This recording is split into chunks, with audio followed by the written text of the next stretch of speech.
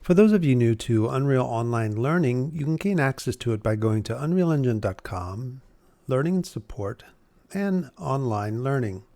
Here you will find free Unreal Engine video tutorials as well as full guided learning paths for all different things inside of Unreal Engine as well as Twinmotion and the Quixel ecosystem. If we take a look at the content library, here you'll see that we have it broken down into categories including games, architecture, automotive transportation, broadcast live events, film, television, as well as the foundations for the engine. These are really high quality courses that take you through everything including blueprints, materials, full Kickstarters for animation, really focused courses on doing visualization for architectural spaces, introduction to global illumination, real-time rendering fundamentals, post-processing, building better pipelines. There's some really detailed material in here for sequencer, full in-depth courses into the rendering and how Unreal Engine renders, sequencer training for cinematic shot production. This is amazing content. It's broken down into learning paths, collections. You can favorite things. It's broken down into different languages, including Japanese and Korean and Chinese. You can actually search the entire library, and once you complete a course, let's take a look at one of the ones that I created. You'll see that they're broken down into different videos that have full assessments, and once you get through the whole thing, you will actually gain a badge that will be tracked as achievements, micro-credentials. And if we go and take a look at your actual profile in here, these things will start to stack up. You can see that I actually need to do a few more, but as you complete them, you can actually share them on Facebook, LinkedIn, and Twitter, and kind of show your progress as you're learning Unreal Engine and Twinmotion and all the other things. So be sure to come in here and check this out. This is an amazing learning resource. Once again, 100% for free, a great learning resource for instructors to assign to students that are learning Unreal Engine, and a good flipped learning model as well. If you're looking for teaching resources for Unreal Engine, make sure you go to unrealengine.com, Learn and Support and Education, and scroll down here to the Educator section. If you click on Learn More, it'll take you over here to the Instructor section where you can gain access to our instructor guides. If you click on Get the Guides, you'll be asked for your Epic ID that'll take you into the Educator Resource section. Now this is all completely free, and you'll immediately gain access to 4 guides that are written for instructors. Now these are full lectures, these are full project files and actual assignments in classes, full assessments, quizzes, tests, terminology sheets, all released through Creative Commons that you can actually use in a classroom right away. So you don't especially have to become a subject matter expert to teach Unreal immediately. If you want to teach VR, if you want to teach blueprints, if you want to teach game development, or just, materials, lighting, sequencer, different parts of the engine, this can be a really valuable teaching and or learning resource for anyone who's interested in working with Unreal Engine or teaching Unreal Engine. So make sure you check these out. These are really valuable. Once again, completely free, completely available for you to use inside of a classroom or any kind of a teaching scenario or training scenario. There's many more under development. One to come out soon is Design Visualization, which is a sort of a non-game application of Unreal Engine. We've got more in development for C++ and a variety of others that are sort of in development down the line. So please be sure to check these out. These are great resources.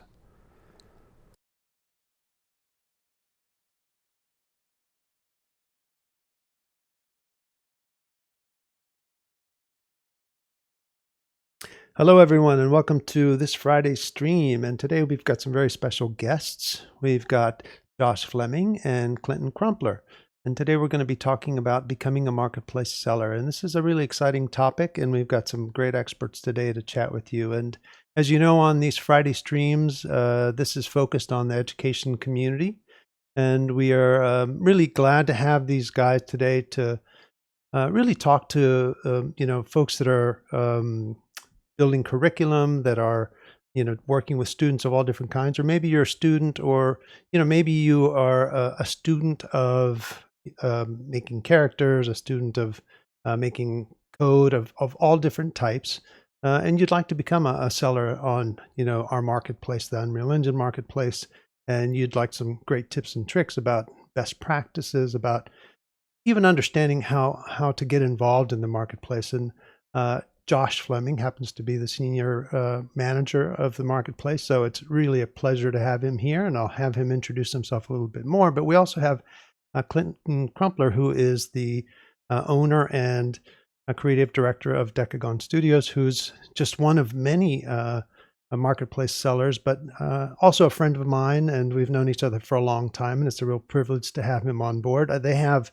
a great many packs on the marketplace, and it's great to have him here because I think they've been working with us for a very long time, and they've got some great experiences, and they understand the best practices. So, without further ado, we also have Tom Shannon here, who's a regular member of our stream, and as well as Mark Flanagan, who's in the chat and will be helping us along, making sure that we don't miss any of your great questions.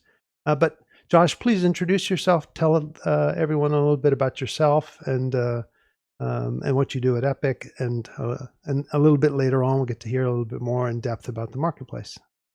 Sure. Hey, everybody. My name is Josh Fleming. I've been with Epic for about 4.5 years now. I've been in the game industry for, well, it'll be 21 years next month. So it's been a wild ride. I've worked at big studios. I've worked at small studios.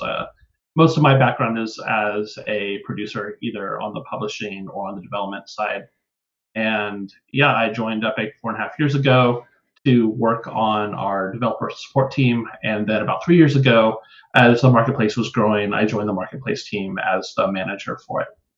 So I'm happy to talk today with everybody and talk a bit more about marketplace. Yeah, it's exciting to have you. Clinton, tell us a little bit about yourself and your background, and what really, we'll get to hear in much more depth about Decagon, but say hello to everyone. Sure, yeah. My name is Clinton Crumpler, and I'm the creative director and studio head of Decagon Studios. Decagon's been around for about 5 years now. It's kind of crafted as an idea to be an outreach to work with a bunch of artists internationally to be able to allow that collaboration to happen on multiple projects. For myself, I have a background in kind of similar to Josh, kind of all over the place. I've worked in mobile, AAA, Bethesda, Microsoft, kind of all different studios. It's just kind of been all over the place, just kind of getting my foot in the door with this, working with Unreal from all the way from SCAD, where I first met Lewis, to all the way to now. So it's been about 12 years working in Unreal. Awesome. And you guys in the chat may have come to recognize Decagon because there are a bunch of free packs in the permanently free connection from Decagon, which are awesome. If you haven't gone and checked those out, don't leave our stream to go and download that stuff, because it'll be there permanently, the permanently free collection, which I'm sure we'll talk about a little bit later. But there are 3 or 4, maybe 5 free packs in the permanently free collection. There's the Subway, which is a beautiful collection. There's a movie set, movie lights. There's a warehouse pack in there, and maybe a couple that leave in my mind. But these are really well done assets. All that stuff in there is great in Unreal Engine. I think that there's a lot we have to sort of unpack, if I may start using puns and terrible things that we're going to say in the streams. It's just really fun. First of all, and as you all know, Tom and I and Mark, we travel around. We go visit lots of schools. We go and do lots of lectures and talks, and we are constantly talking about learning from the marketplace, right? Because Josh manages a team of people that's focused on making sure that the material in the marketplace is, one of the missions is to make sure that it's great inside of Unreal Engine. Am I correct? Yeah. Marketplace has been around for 6 years now, and the vision has always been that Marketplace is a resource for developers of all stripes, that people can create in the engine and never be limited by availability of resource, whether it's audio packs or environment content or props. So we've just grown that over time, and today we'll definitely dig into what it means to be a seller, as well as getting content off the marketplace. Right, and so we talk all the time about how if you go and purchase this stuff, download the free stuff that we offer, there's a lot to learn from it.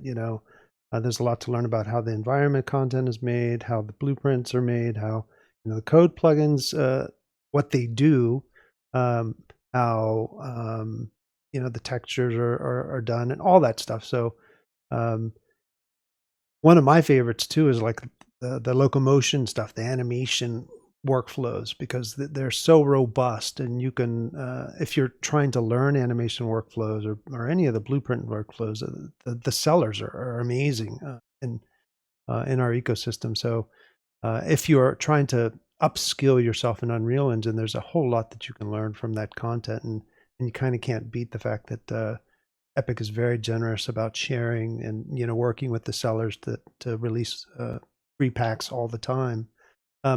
You mentioned something that I want to loop back in on. You talked about 3 particular categories. We've got, can we, off the top of our heads, go through all the different categories there are? Sure. Yeah. So you mentioned animations. Yeah. We have a variety of animations there, both biped and quadruped. I think that's an opportunity for us to continue to grow the marketplace. I'm always looking for us to expand the animation coverage. We have characters and environments. We have our collection of props, 2D content, materials and textures. We have sound effects as well as music. We have a weapons category because it's always a popular category, so we kind of split that off into its own for better discoverability. We have a category for plugins. We have Epic content that is specifically stuff that Epic has created and is distributing. We have VFX. We have an ArcViz category. We have blueprints, and we also have Megascans. So within that, we're at over 13,000 products now that are from all those different categories. So we've grown pretty dramatically in the last year, and there's no sign of that growth stopping right now. Yeah, that's a lot. So, and then they evolve, right? Like, there is likely going to be more categories, I presume, in the future you may find other things like there's a 2D category. I imagine that could be split off, and I don't know. I don't have the inside track, and you don't need to tell us things that you shouldn't tell us. I can tell you a little bit. So I don't know if we're going to create several new categories, but we are looking at having a concept of subcategories so that people can start to drill down better to find things quicker. Right. So down the road, instead of just having a props pack, we may divvy that up into several subsections so that people can go right to add and bookmark it and be able to get the results faster. Yeah, because that's what we've seen, right? Is that you're trying to make it easier for people to find what they want in there, because as the product offerings grow, it's like, how do I get to what I'm actually looking for? And that's what you're doing all the time in there. Yeah, we do curate the marketplace to try to keep it from being unnecessarily bloated. So we do have and we'll talk about this more, but we have those standards of what we're looking for, what we'll accept. But a big motivator there is we want to make sure that it's at a high quality bar that people will find this valuable and useful. And because each product is competing for the attention of the person who's browsing the marketplace, we want to make sure that the stuff that the customer is going to find is as discoverable as possible. Yeah. So that's part of why we make sure to have a well-curated marketplace for content. Right. So looping back to the topic at hand, which is becoming a marketplace seller, I imagine that a lot of the best practices for anyone in the stream who is either encouraging, a student to consider becoming a seller or becoming a seller themselves, it's really important to think about, well, what am I making and what category it fits in? I presume that in the early days of the marketplace, people are like, look at this cool thing I made, I want to sell it. What is it? Where does it go? Because it's not up to Epic, I imagine, to decide what category it fits in, or maybe it is. I imagine it's very helpful if those people on the stream that are looking at their content, if it gets defined and they say, well, this is this, and this is what we think it is. I mean, tell me what. Usually during the submission process, it's clear what the product is. Sometimes something might kind of hover between a couple areas. ArcViz, for example. Right. We have a specific ArcViz category. That's a growing industry. More and more people are using the engine in architectural visualization products. So we made the choice a while ago of we really want to help these people who often are coming in with very specific needs to find that quickly. But what the content that may be in the ArcViz section may also be environmental content that would otherwise be in that. So sometimes we'll talk to the creator who's submitting the content to help them find the best category, and where they're going to get the best exposure and the best discoverability. Yeah. Now, is it an option that somebody can say, well, it's both. It's ArcViz and it's also environment. We do need to decide for our classification system, but we have a tagging system that would allow people to do it. So maybe they really want to be found in environments because their content will work in ArcViz, but it could also work in a first-person shooter and other types of products. So in that case, the better solution may be that one of the tags that they add would be an ArcViz tag. And then anybody searching through the tagging system would be able to find it that way, but it would also still be in the primary ecosystem of the environment.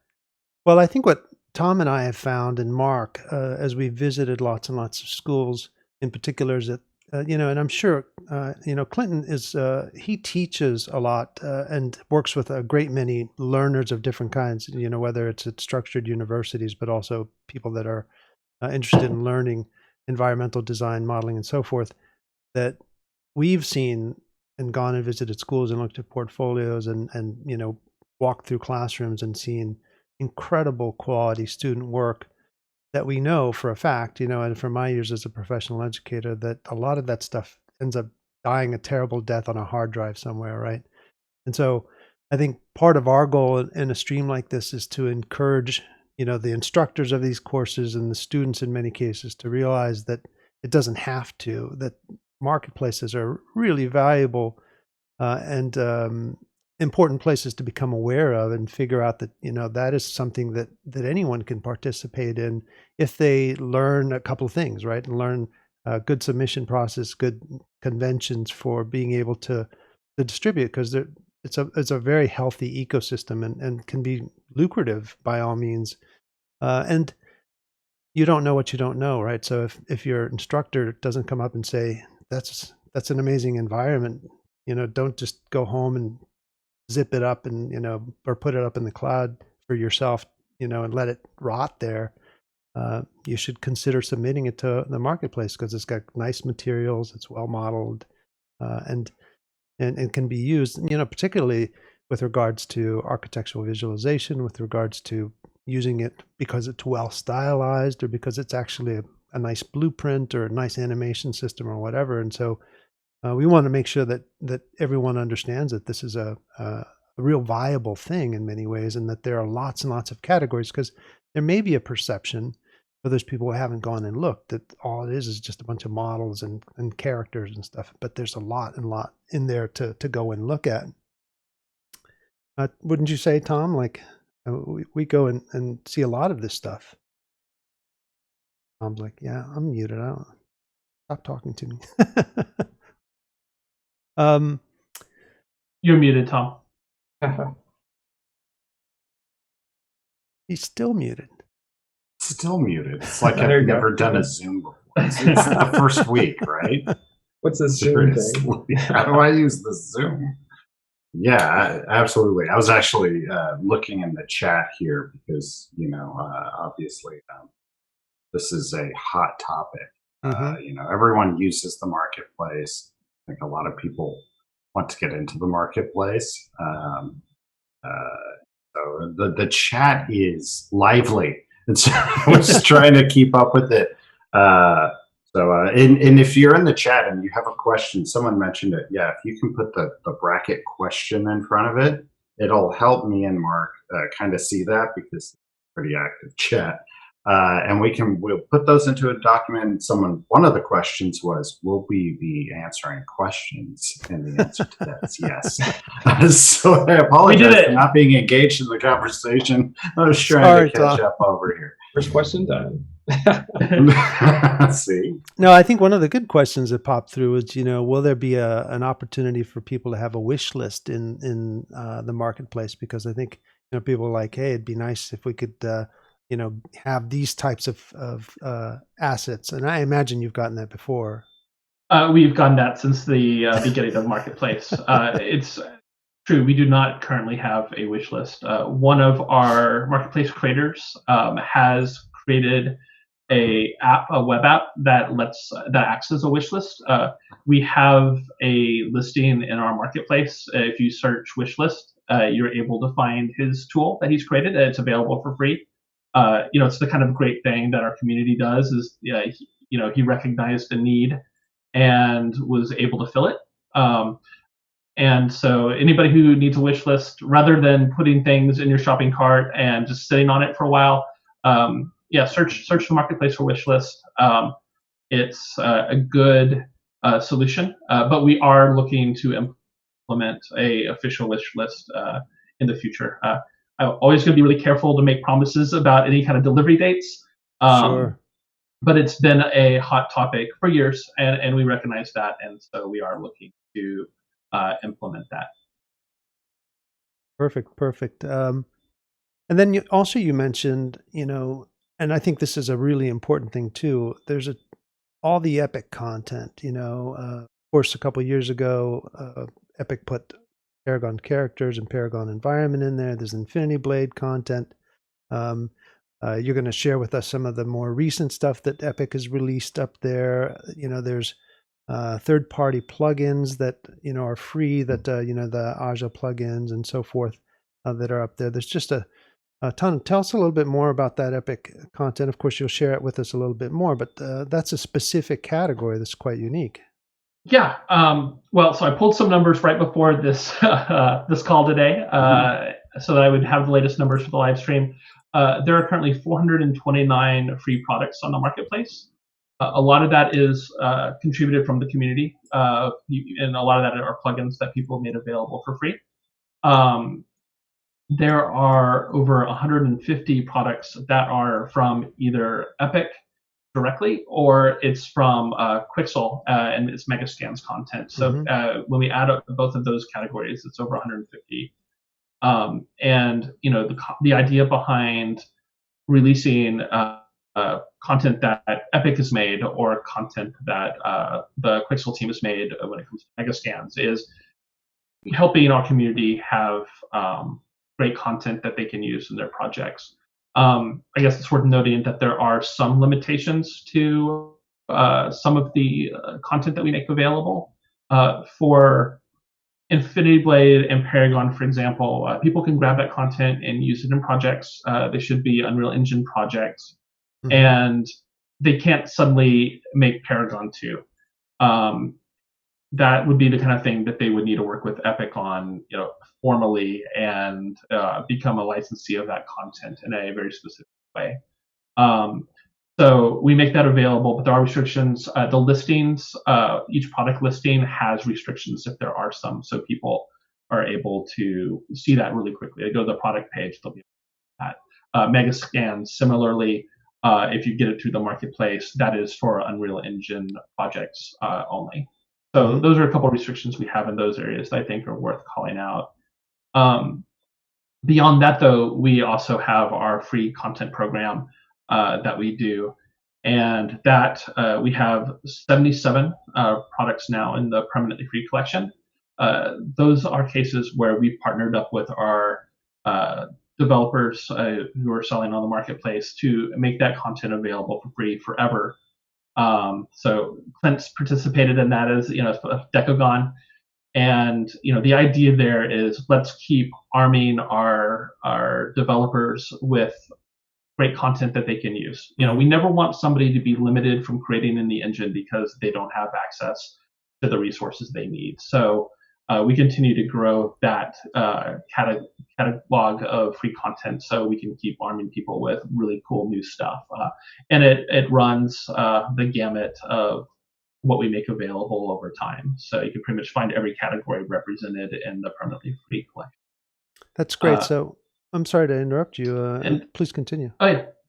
And then I would say the other big initiative we've had for the last couple of years is we release free content that's available for a month at a time. So um, it's part of our sponsored content program that we do. Uh, Typically, we release 5 different products a month that you can get. It starts on the first Tuesday of the month. For the last couple months, we've been doing 10 packs instead of the Crazy. normal 5. But the idea is you go anytime during that month to the marketplace, you see what's available, you grab that content, and once you have the entitlement for it, it's tied to your account and you have it available forever. It's just like if you purchased it, but there's no cost to the customer who's getting it. So in all those ways, it is just trying to build up this library of content for people to create with, and I think there's benefits to having that kind of program available because it then brings people to the marketplace more regularly. It shines a spotlight on creators, where some creators will get discovered because they have one pack that's free, and then somebody who gets it starts using it. It's like, I love this, and look, they have 10 more packs that I can get, so I can have things look similar, the same style, and so people can really grow a project from it. Well, So, I mean, that's amazing. Especially all the free content. And then people were chatting about, free. And I think that, but free is a weird word, right? And if you go to unrealengine.com, in the very top menu, there's a marketplace section in there, and there's a guidelines section in there. And the guidelines really is where everyone should go if they're like, well, what does free mean, right? Would that be an appropriate thing? Yeah, guidelines are there for pretty much all users of the marketplace. There's sections for general use. There's stuff for sellers. There's information for buyers and how they can use it. So we just want to make sure everything is crystal clear. So that's available, discoverable both through the Unreal Engine navigation under Marketplace as well as available on our support site, which I'll be showing off in a little bit. Great. Now let me address something in particular because once again, this is an education stream, and one of the really valuable things about the marketplace is that if you're an instructor, if you're teaching a class, and you're like, "Well, this is a free content pack. I want to use it in my classroom," or "This is free for the month. I want to use it in a classroom." Without going through, and if you go through the guidelines, you will see that it is a fair amount of reading, which it should be because this is amazing content. Can you just give us the highest level of understanding how instructors can use content, of how content can be used by an instructor in a classroom, or Sure. maybe not even in a formal college, but maybe at maybe I'm teaching a group of people. What do I need to know? Everybody should read the guidelines, but Yes. at the high level, when somebody gets content on Marketplace, they're able to share that content with people working in the same organization on a specific project. And we would interpret a classroom, an instructor who's teaching a class, that would be considered part of a project. Basically, it's an academic project, but it's a project nonetheless. So instructors would be able to share that content. The same would hold true for paid content as well. That would be right. It's where it's more relevant. If an instructor were to buy content, they would be able to share it under the banner of that. Gotcha. That's the project they're working from. And so, as an instructor, it's really, really important to make sure that you're getting that free content each month because you build up a library of things that you can deploy into the classroom. Invaluable.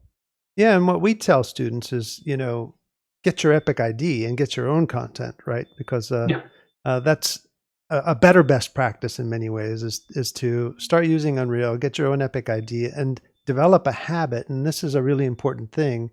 Develop a habit of just getting used to every month going and saying, well, it's what is it, every Tuesday or something? And I won't say it's every Tuesday, but typically it's like the first.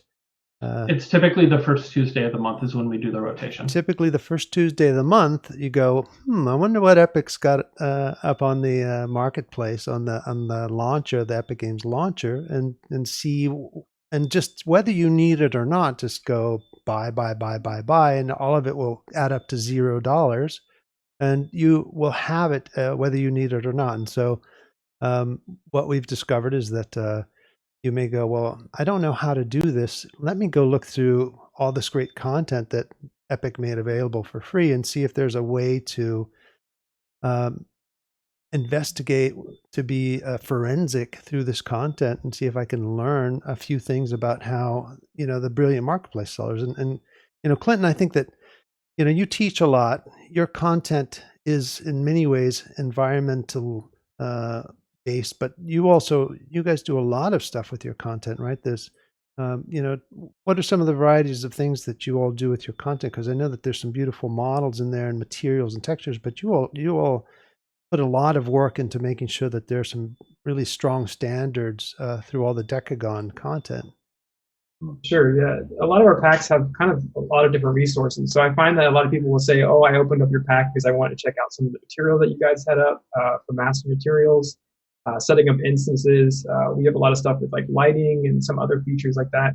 And while we generally mostly focus on props and assets and environments, there's still a lot of like different learning resources in there that just, I think for anyone just starting in Unreal or even just like teaching Unreal, even for my own classes, I'll direct them to download some of the packs to be like, oh, I'm not quite sure how I should do modular workflow. It's like, well, there's like 20 packs you can download and check out. And you can see how the materials are applied, collisions, light maps, everything like that when it comes to those resources for sure.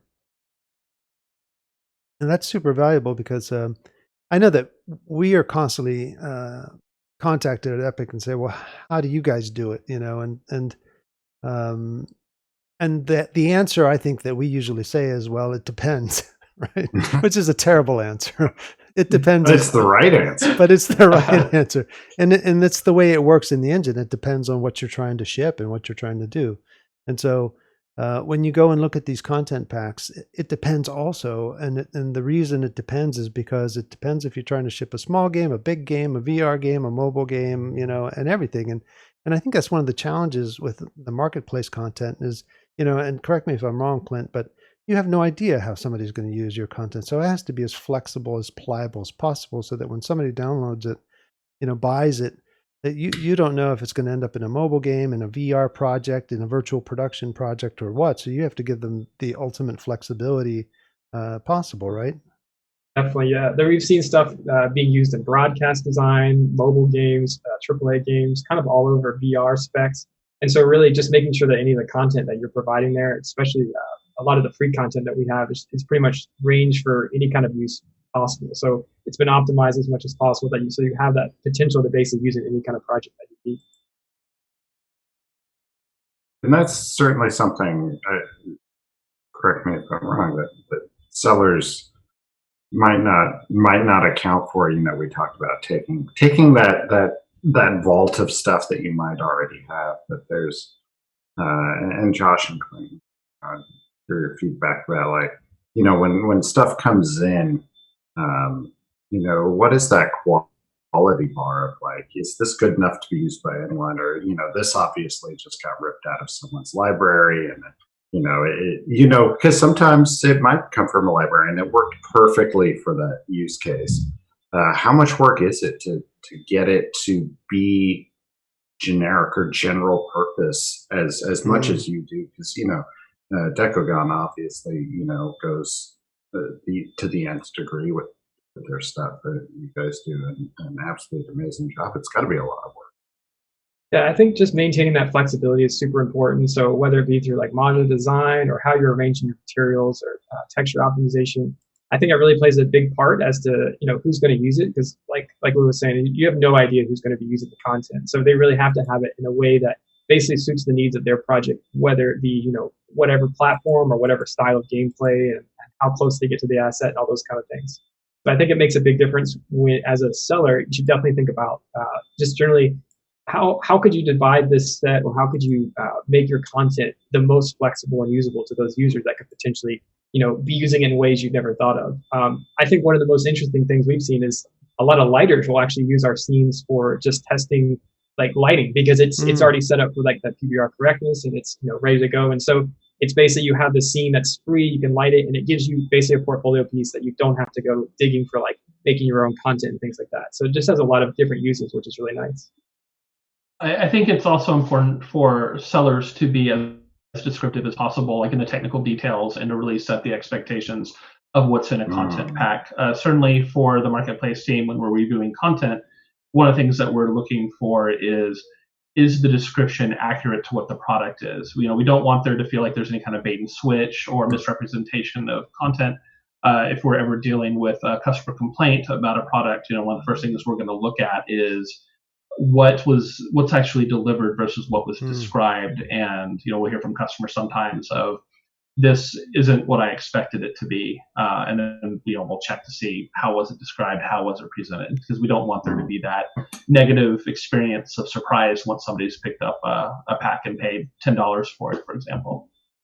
So yeah, I guess the takeaway is be descriptive, be really clear in how you're describing the product to your customers. There's so many high-end features. I feel like it's great when you see those being used. And I think it's just important to describe those so it's very clear that if you are using those high-end features, that's what you'll need to get it to the same kind of display settings with that. So you also have, Josh, on the website, you've got a knowledge base, and I think that's a really helpful section because it has a lot of information as well about all kinds of things. Is now a good time for me to give a little tour of it and talk through how we're presenting info? Yeah, would you be so kind? Sure, no problem.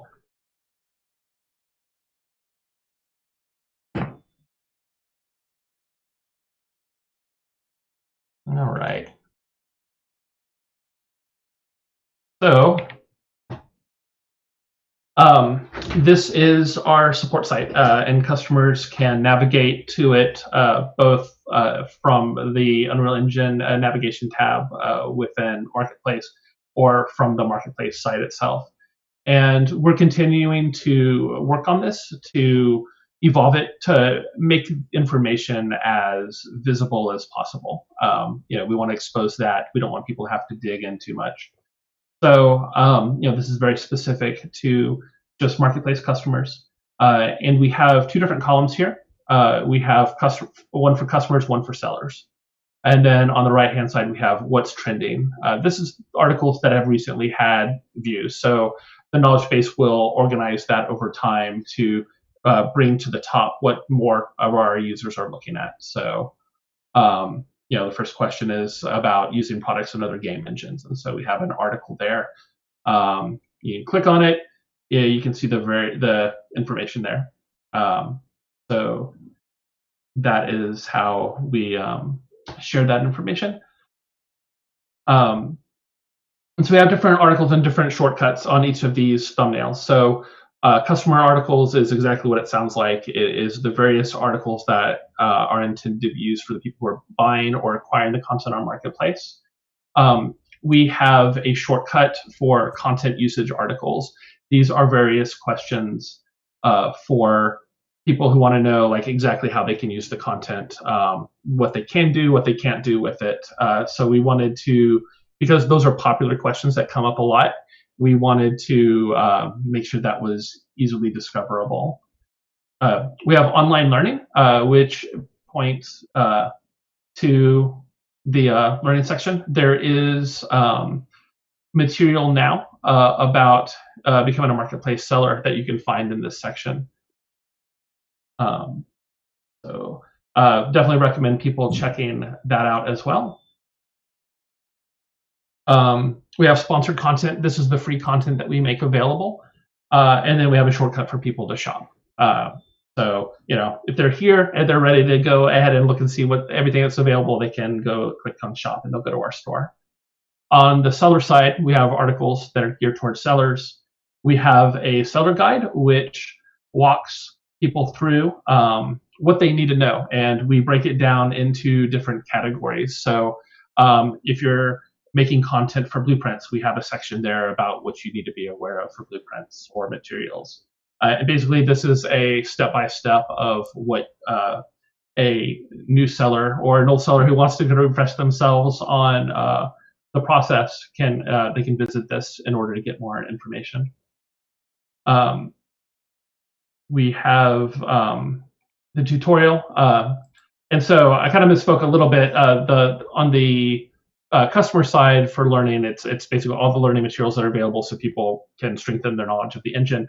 But we also have here under the seller side, this is the course guide for creating marketplace content.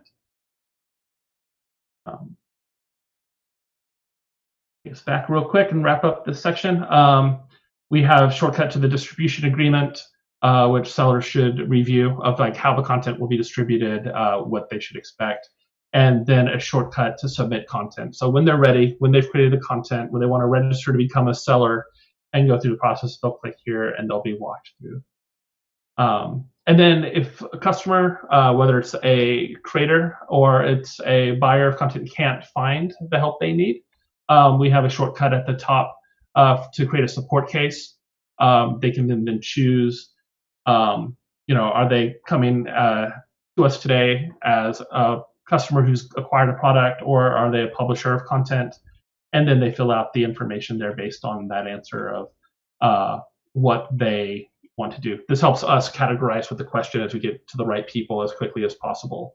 And it also helps us just kind of recognize what kind of questions are coming in. So like I said, this is remains an evolving site, but it's something that we continue to work on in order to help people find the information they need. And ideally, that's going to be self-help. It's always going to be better to have information that's presented in an easy, discoverable way than it is to require a back and forth, because that's going to take longer. And we know that everybody's wants to get that immediate solution to their issue and then keep developing. So that's what we try to do. A couple other useful shortcuts here. If you click on news, you can see all the various blog articles that have marketplace as a tag. So it's a great way to stay up to date on different marketplace initiatives over time. So, highlighted is different content that's been released. Usually these are special releases, as well as if we have a sale, if we have something else that we want to notify the community about, they can find it through that shortcut. It's available on the blog, but we're basically just saving off the shortcut for people with the tagging system so they can find it pretty quickly. So that's the overview, but I encourage people who are curious to learn more about Marketplace after this talk to take a look and poke around. We've got a lot of information here that should be helpful.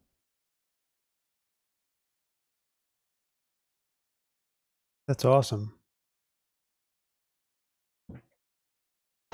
So that sure has come a long way. It sure has. And I think that with regards to, once again, if you are, in the education space and you're like, how do I present this to students that are ready for this kind of a thing? You've kind of laid it all out there. And would you say that that if an instructor takes the students through that whole thing, that they pretty much know most of what they need to know?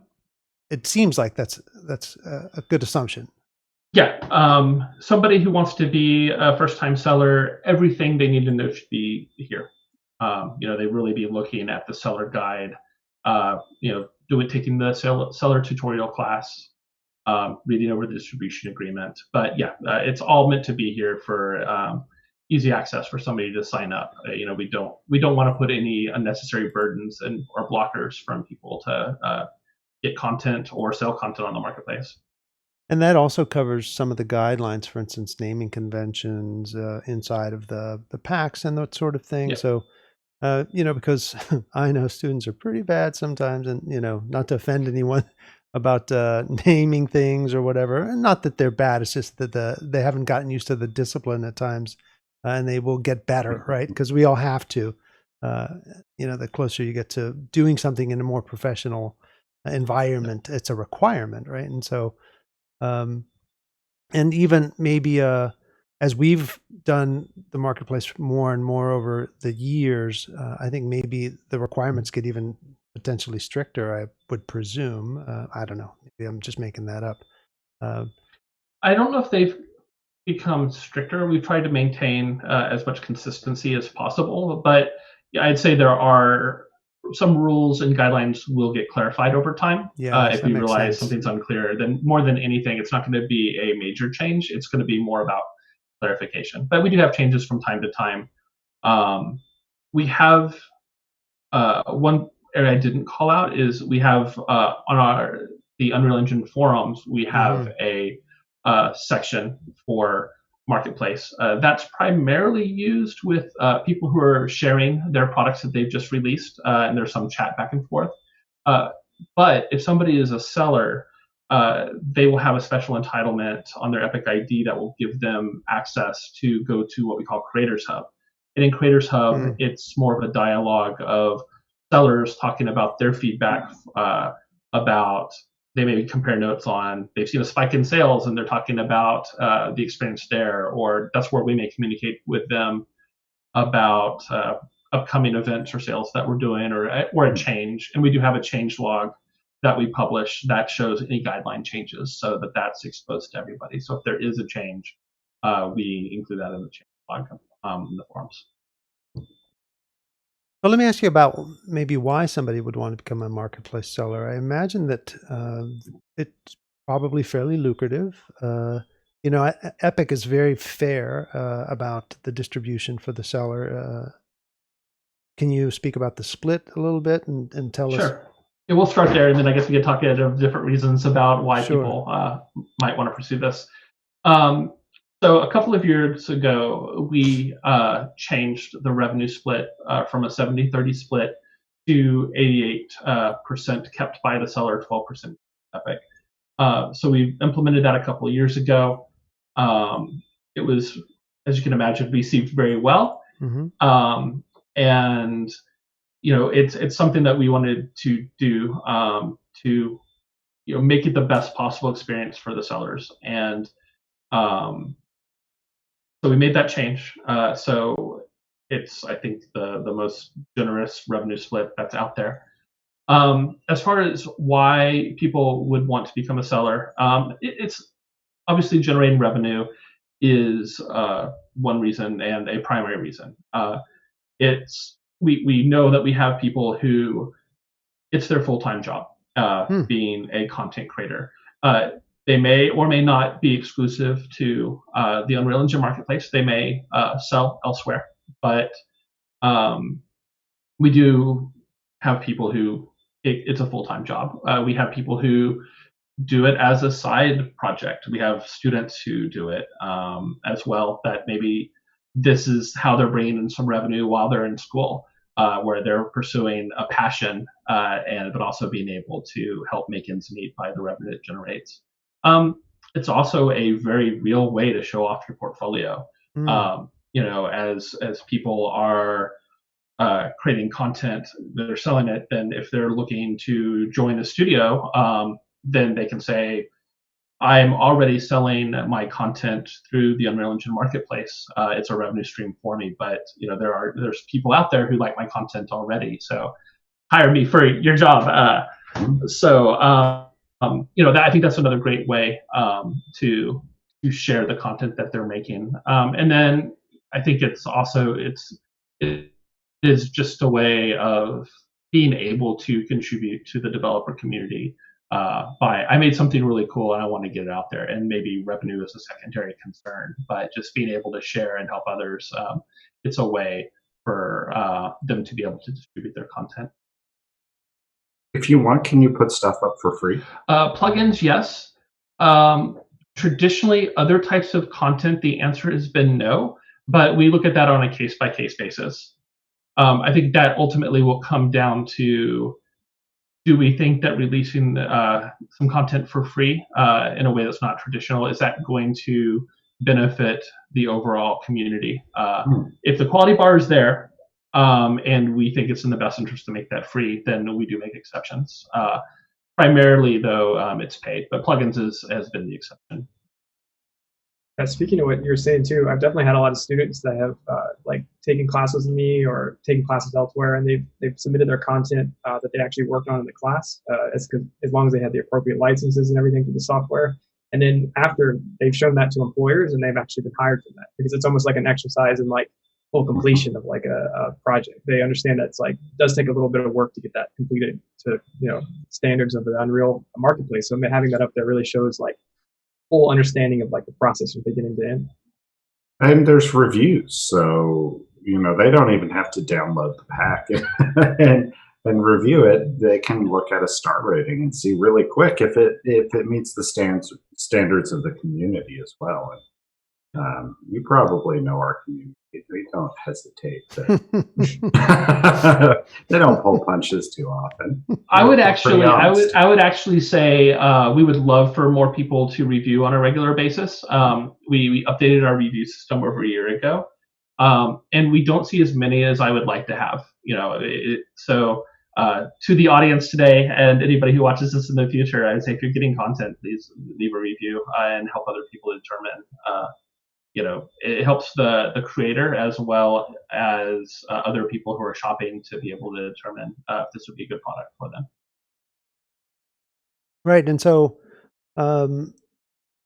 there's the review of the community that's purchasing the content, but also, you've got a substantial team, or you've got a team at Epic, Josh. And so when the content comes in, you guys look at it to make sure that it I would say that, well, it probably meets all the standards that have been set out for the content, but also make sure that somebody purchasing from the Epic Games Marketplace is getting the value that they're expecting, right? So you're doing a lot of quality control of all the content that comes in, so that that they know that they are buying from a marketplace that's reliable, that people aren't just putting things up there that aren't being quality assured from day one. Yeah, it is naming conventions. It's making sure it's being represented, but it is also being able to buy with confidence. Yeah. We recognize that if somebody buys a product and implements it in their project, and then later on they find out there was an issue with it, maybe a rights issue where it should not have been distributed, that's a problem. If they have to go back and take it out, especially if it's a product that goes retail and is sold. So part of it is making sure that the content is stolen from another source. We look for trademarks and copyrights. That's why you won't see a Coca-Cola can in the game or on the marketplace, but you'll see different soda cans that are typically generic. If somebody were to ever come to us and say, I have a deal with Coca-Cola and they've given me the rights and they can prove it, to our side, and that's the kind of thing. Obviously, with a big brand like Coke, we would be really double checking. But if they did, then there wouldn't be a problem with us distributing it. But so far, nobody's come with that agreement. I imagine it would probably ship with a content pack or something that allows you to validate that. But let's dig into that a little bit deeper, because I think this is really important, especially for students and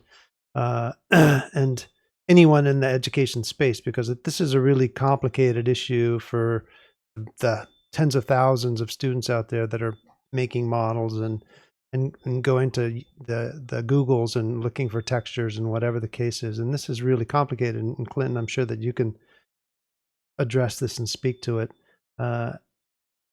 This is really a hard thing to do in this day and age, because you can go out and take a photograph of something. You can go to Google and search and find tens of thousands and millions of images, and there's got to be a really fine line, but then there's definitely a line that you can't cross, especially with weapons, vehicles, licensed goods. And how do you make the distinction? There's, of course, every school has their guidelines about what it means to cross the border of licensed property, but then when you're dealing with a marketplace, you have to realize that you are putting something up that someone else is going to purchase possibly and use in a movie, and it's going to go on television or go somewhere else or go into a game, and you have no idea what the usage is going to be. And if you put something in there that didn't belong to you, you're potentially creating a lot of issues. There's liability here. So what is liability? I mean, and it's in the guidelines, right? Just to clarify where this is, because if it's not clear and a student is just being haphazard, that's an issue. Yeah, it's in the guidelines. I believe there's references to the distribution agreement as well. And yeah, you hit the nail on the head. It can be very damaging for somebody if they get content that should not have been distributed in that way. And it's unfair to the original creator if their content is being distributed by somebody else who grabbed it and stole it. So we really vet content that comes in. We're always looking at it from several different angles. We have an escalation process so that if something seems on the edge, then usually we'll kind of crowdsource that within the team. There's been times where somebody rips content from a video game that's been published, and somebody will recognize it. Oh, I've played that game, and it could be sometimes very recognizable. So we take that really seriously. And that can, if somebody is trying to distribute content like that, that can result in their removal as a marketplace seller. And when in doubt, we consult with Epic's legal team. We have lawyers who are experts in those areas. So, plural. It's not very common where we have to make those escalations, but there are times we do because we want to be right. Ultimately, we want to be right, and so we're just very cautious. There's a couple of areas I wanted to kind of flag, and you actually named them. Guns and automobiles are a couple areas that people need to be aware of when submitting. I mentioned at the start of the live stream that one of the categories we have are weapons, because we have a lot of submissions of weapons, and there's lots and lots of guns that can't be distributed. If it's a Sig Sauer or a Colt, and it's something that's actually being sold, then those trademarks are almost always going to be active. And so unless, like the Coke situation, unless somebody can say, I have permission that I can prove that I can distribute this as is, then we're not going to accept that content. And it needs to be different enough. They can't just paint the grip blue or something, or just add or make a they can't just rebrand something with a slight naming convention change. You can't just take the logos off the car and call it a Charge Dodger. Right. Yeah. Like parody. That's not something that we would consider parody. That would exempt them from that. So that can be an argument that people sometimes make.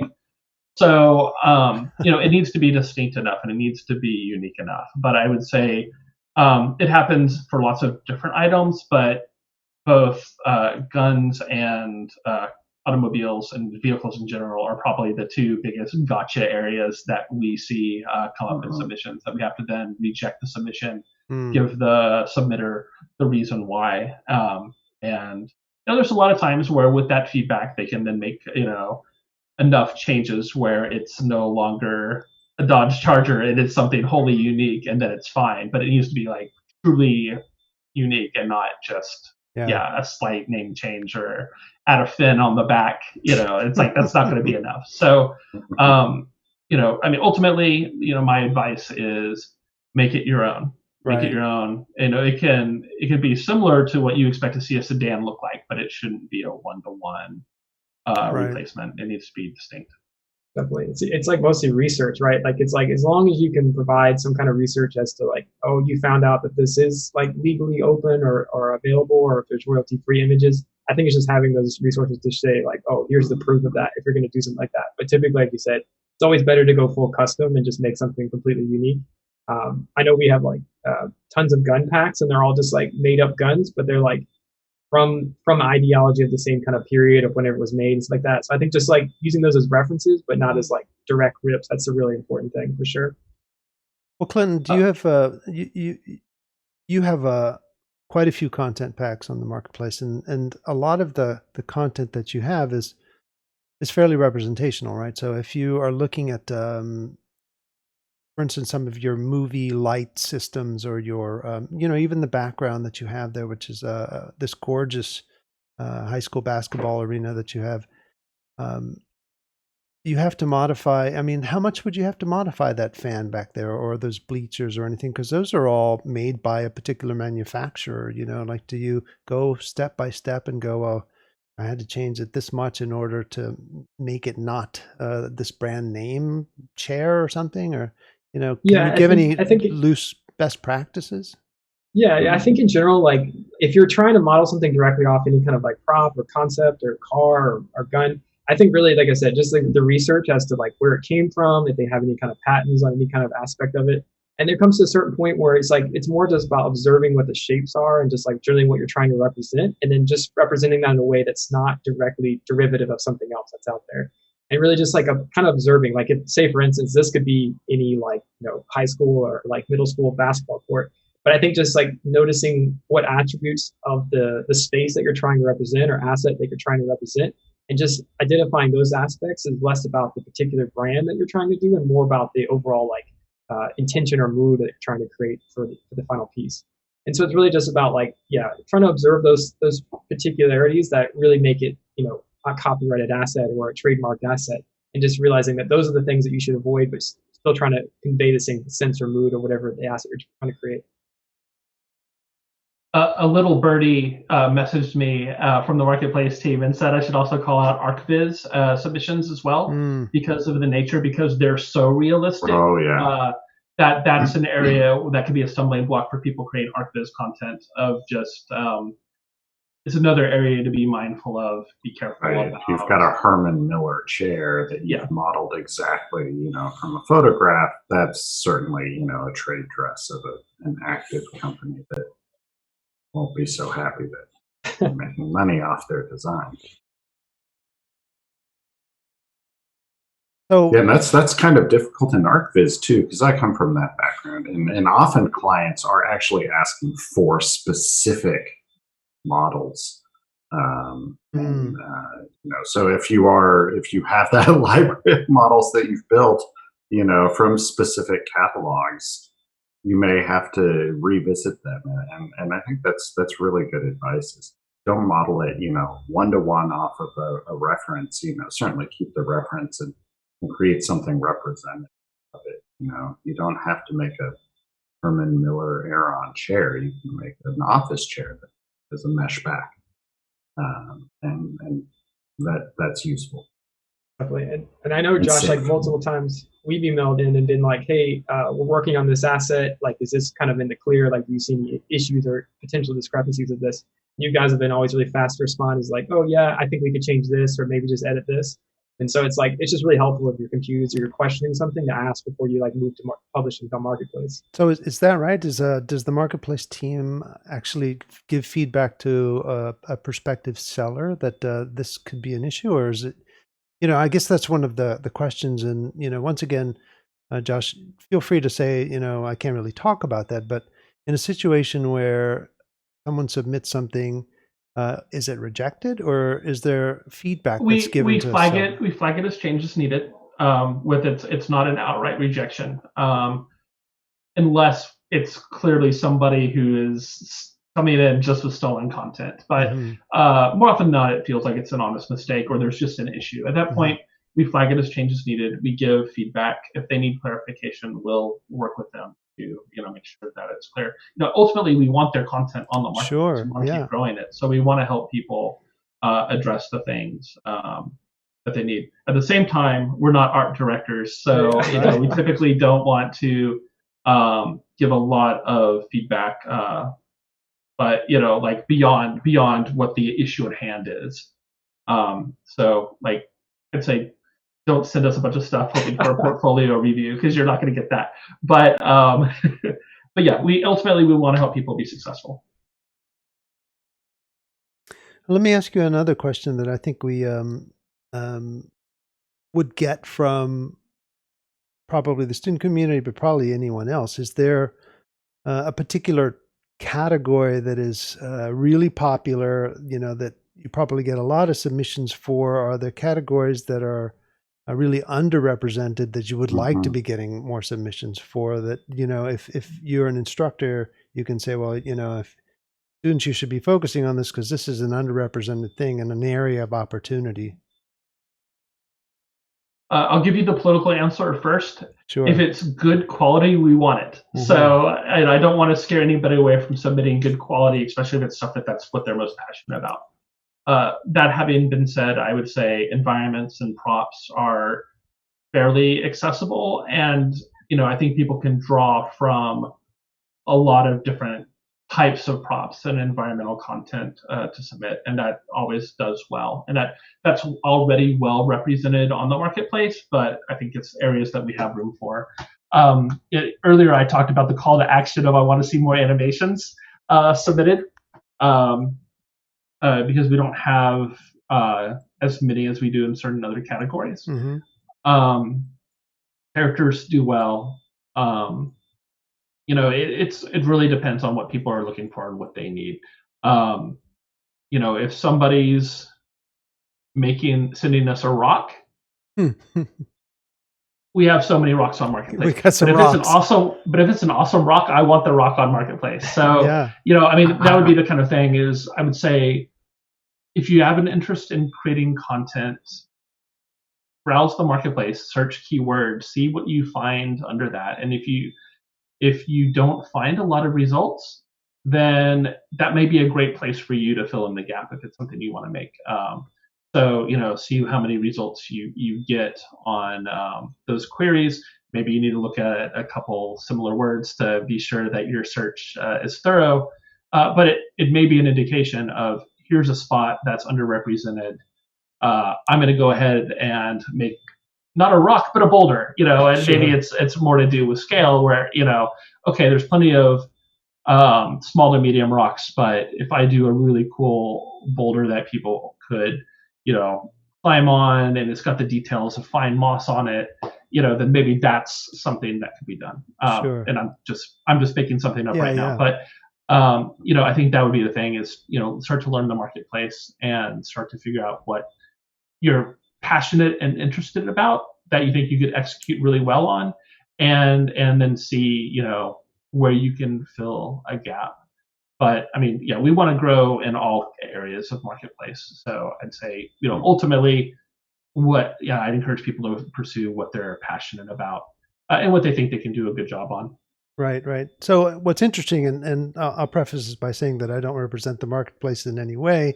We work in education, but not that long ago, I just really quickly wanted to run and see what was available for like flying animations and stuff. And I found like 3 or 4, but there weren't as many as I would have imagined there would be. And I think that there's some real niche sort of things that there seem to be opportunities for people to go, well, I see one and it's this thing. I could make another variant that would probably be very popular if I added this, and this.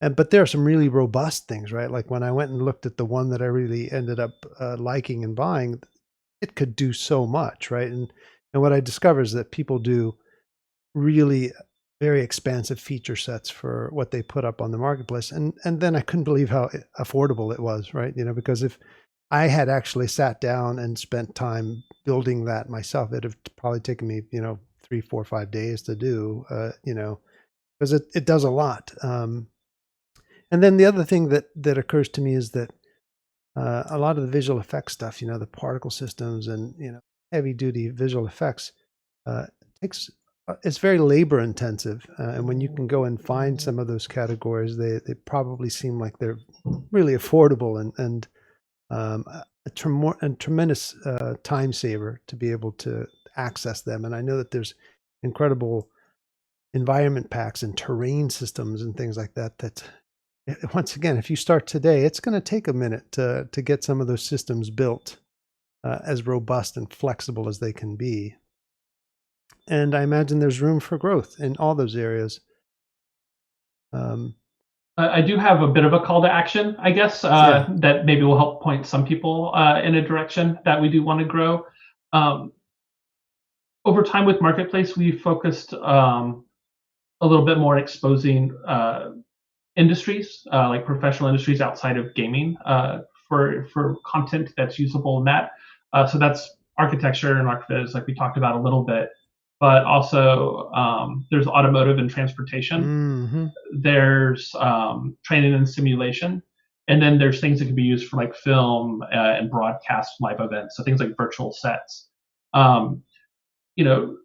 Marketplace has been around for a long time, and the focus used to be much more on, what I'd say is traditional video games. A lot more of stylized content, and the user base of the engine is very broad right now, and it's going to continue to go that direction. And so more content for professionals who aren't going to use assets for, again, a traditional video game, but instead are going to do it for a training and simulation project, or certainly Makes sense. automotive is a growing field as far as Sure. using the engine. So if people want to be pointed in a particular direction, I think that is very much like a kind of an emerging area for content.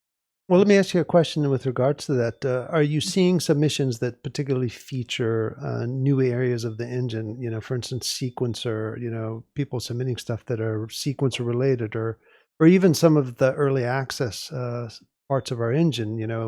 I already built Chaos systems, or here's some Niagara systems, or here's that those always types of gets things. interest. The stuff that is taking advantage of new engine features will always get interest. And so, yeah, if somebody's comfortable, prepping that content in a hurry as the feature is released, then I think that people want to play in the engine and take advantage of all the new engine features. And so, if there's the content that will work and play nice with it, then yeah, I think there's a lot of interest there, and it just helps showcase, what's possible. Well, let me ask a really important question here with regards to that I think is important for prospective sellers that are students to know. If we go from 425 to 426, and they're building something with that kind of a system, who's going to do the update? Is it the seller, or is it the marketplace team? If you start to become a seller, and I'm sure this is in the guidelines, but we have you here. Are you doing it? Are the We're not sellers doing it. It's the seller who's going to make those updates. It depends on what the content is as well, of how much work might go into needing to do an update. But what we traditionally see is new engine version comes out, and we'll see a spike in updates that are submitted from our seller community, and we process those. We do that, work on that quickly to turn that around so that we can get those updates out the door. With 426, there'll be a slight lag because everybody's going to drop an update at once. We do Right. process that to make sure everything's So still working. you're going to get everything's real still busy, there. and as soon as that happens, we caught you at a good time. But go ahead. we do want sellers to do their best to keep their content up to date. So we look for them to have it within the last few engine versions. We don't expect everybody on day one of an engine release to keep it updated, but we do look for those products to get updated fairly regularly with engine releases. I'm wondering, Clint, with such a large library, how much overhead is it with each engine release, and how do you strategize that? And for a lot of marketplace sellers, it's important to note that there is this support aspect, and that it's not totally fire and forget, because Unreal Engine changes every couple of months, and so how big of a deal is it? Definitely. So I think we're at 180 as of yesterday packs in the marketplace at those right now. So it definitely takes a few days for all the new updates. But I think it's just really important for any seller to know that, again, you're always should be aware of the client that's going to be buying the pack and how they're going to be using it. So it's really important that if they're in 426 and we're in 425 and something's changed dramatically between the engines, just opening and doing a test just to make sure that everything's still intact as it should be. And it honestly doesn't take too long to just update the content that you already have to the new engine type. And the process online for the marketplace itself is very easy. It's just resubmitting and then taking a tick box and then submitting and waiting. So it's not too bad at all for the submission process. But yeah, with 180 packs, it does take a few days for us to ramp everything over. But other than that, yeah, it's not a bad process at all, for sure. I think it's just ensuring that whatever the client gets does work properly with whatever engine you're supplying. Sometimes we'll see a big spike, and it'll be like one of our big sellers or something may have chosen to process a bunch of updates at once. So we're like, oh, DecoGod did all the updates. So sometimes we'll see a little bit of that, but yeah, usually it's we'll see a spike with an engine release, and then people that will taper off over the course of that version. Well, let me stick to you, Clint, for a little bit. Can you tell us a little bit more about Decagon and sort of the where you guys came from, and how you got so involved with 180 some packs in the marketplace? Sure, yeah. So we started out just kind of like I said, we're it's an international group of now it's about over 100 some artists that we work with on contract. These are all international folks. Most of these people are already in the industry making content. They're doing this as either their secondary job.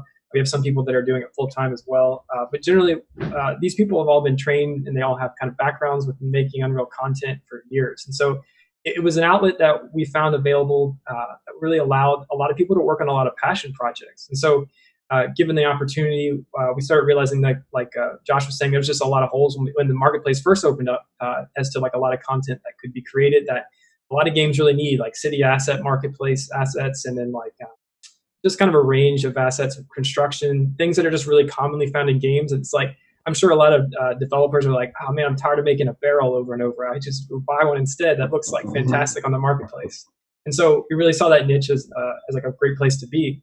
And then we started a program essentially where we have the artists contribute to these packs that we're working on, that we're supplying to the marketplace via the Decagon flag.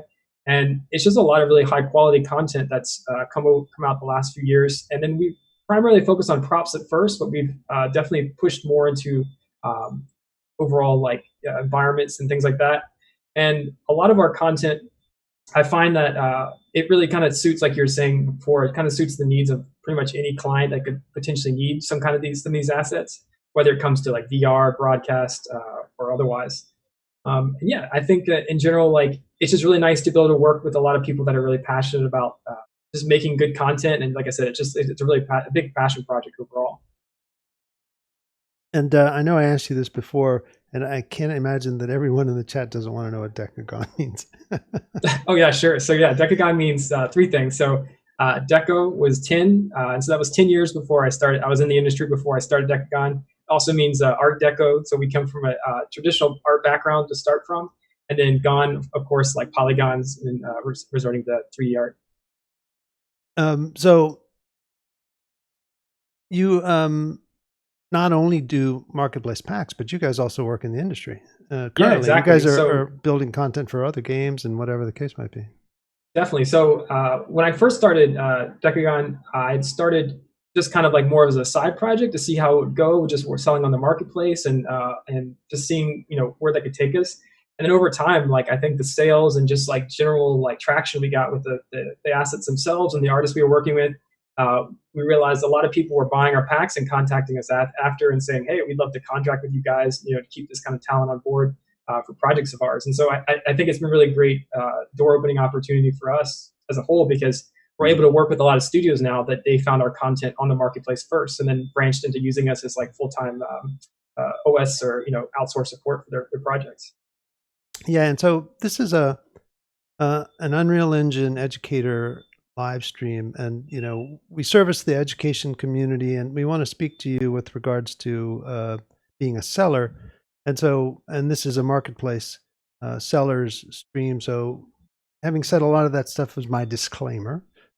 You are a seller and you sell on the Unreal Engine marketplace, but that doesn't limit you from selling on other marketplaces as well. So, and I think that's an important distinction to make, only because if you're a student and you want to get involved in being a seller, Epic doesn't limit you from doing that. And that is, I think, a really important thing, because it's an important advantage to know that getting into this business is just a smart thing to consider, right? It's a smart thing to consider, especially if you're good, especially if you become really good at Unreal Engine, because a lot of people need good people at Unreal Engine.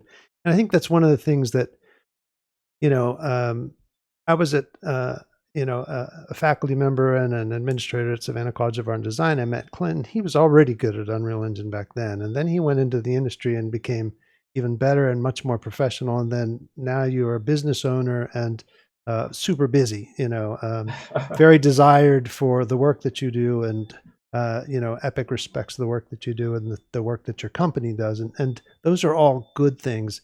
And that can happen to people who work hard and do good work, right? And I think that's an important message to get across to educators in the education community, because those aren't secrets to anything. Those are just the deal, right? And so in a situation where you make good things in Unreal Engine, please bring them to the Unreal Engine Marketplace, but then put them other places because that only makes you more profitable as a company. Without divulging secrets, are there best practices as a seller, other ones that you might consider sharing? Yeah, for sure. I think really it's just like thinking about how the client could potentially be using your assets and just organization in general. I think it's huge when you open up a pack and you know exactly where everything is, everything's cleanly organized, named properly, and just kind of really seeing that like with us, we use the same master material for the majority of all our packs. So at any point you were to open one pack, say from 4 years ago, and you open a pack from yesterday, you're going to get basically the same master material that you can use across all those packs. And so it just really makes it consistent that any of our buyers, they know exactly the quality they're going to get, and they also know that the majority of the content is it all works together in tandem. So it's really easy to manipulate and kind of pick packs that work best for your project, and then ramp those into your project really easily. That's fantastic. You've got some work that you're able to share with us, yeah? Yeah, for sure. Let me open that up here. While you're opening that, I'd like to, I think, reiterate a point that came up kind of softly a couple times for students. Getting into the game industry is often a catch-22. You've got to ship something before they'll let you work on something. And you can't ship something until you get to work on it. And sometimes, producing, excellent content on the marketplace, like Clint was saying, it can give you some street cred, and it can give you something that is complete. And it helps with people finding you and standing out. And when they do find you, you've got that thing to hold up. And Great point. And it can be that foot in that you've at least made something and got it out there. That's huge. Yeah, I've actually had a lot of students that have come through some of the classes I teach online that I've said like, oh, they were using proper licenses and everything on the entire project, and at the end of the class, I'm like, yeah, why don't you sell those on the marketplace? You can literally recoup the price to take the class with the marketplace sales that you'll make, and then from there they'll get somebody will buy their pack and then use it in their game, and they'll be like, oh, let's contract this person. And it's like not only did you just pay for the class you took, but now you also have a job. So it's like it's full circle. It's great.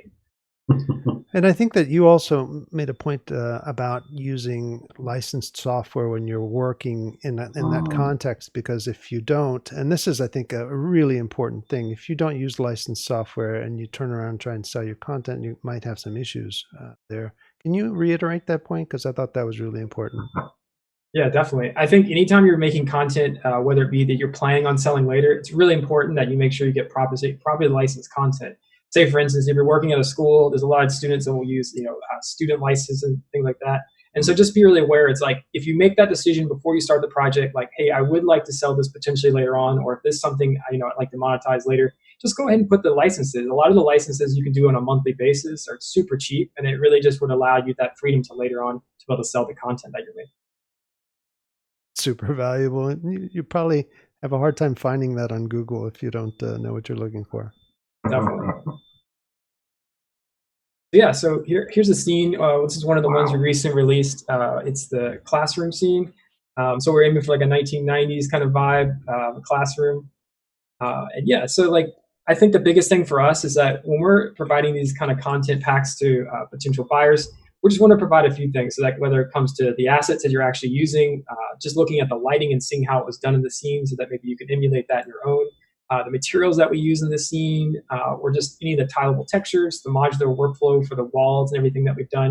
I think all that's really important because anyone could use any of these assets for any kind of type of project that they're using. So they might just be using the walls, they might just be using the lighting, they might just be using your master material to set up their preliminary project. So I think it's really important. And to us, like I said, it's really a passion project. So a lot of times, we like to add like our own little Easter eggs and like find ways to like incorporate ourselves into our own art. And so this is like an outlet to do that. There's, when you're working in the industry, it can be sometimes you're really wrapped into a project. And so you're like making art just for that project.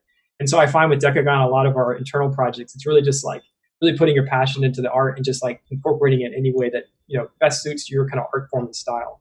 And so, yeah, there's a lot of like personality and character in our sets. And I find that's actually what a lot of like clients that buy our packs say, is that they really like that everything feels authentic. It's like if you have a soda can in the scene, it's not just a soda. It's like actually a brand that's been made up in this kind of artificial world. And so I think adding those kind of like little like bits and bobs to your scene as you're creating them really create more of a believable sense of reality, in whatever universe you're trying to create or whatever scene you're trying to make. So I think it's also a really important thing for creators to avoid. You want things that are generic enough that are usable, but you also don't want it devoid of character. Like I think that's a really important feature for sure. It shouldn't just says Gold Rush instead of just student project. Exactly. Yeah. All those things are like super important just to being like, oh yeah, okay, I'm starting to get context of where I'm at. Like I might be in California or something, all the maps, and then like understanding what kind of classroom it is. Yeah. And all those little things play a huge part in really building character. And there's nothing really honestly more rewarding than, building a pack like this with the artists that we have at Decagon and then seeing it being used in a game. It's like all those artists are like, yeah, that's the asset I made that I did, spend all this time on that I really wanted to make look great. And now I'm seeing that used in a real world product. So it's really awesome to see that turn around as well. I was going to make the joke that seeing those computers reminded me of when I was in high school. And then I saw 1993 on the calendar. So I'm like, yep, that's exactly it. Yep. So yeah, it's nice world building because it's like, yep. Yeah, we definitely try to put a little of ourselves into each. I always put my wife in. She always gets frustrated when I do. I throw her in every scene somewhere. Oh, that's hilarious.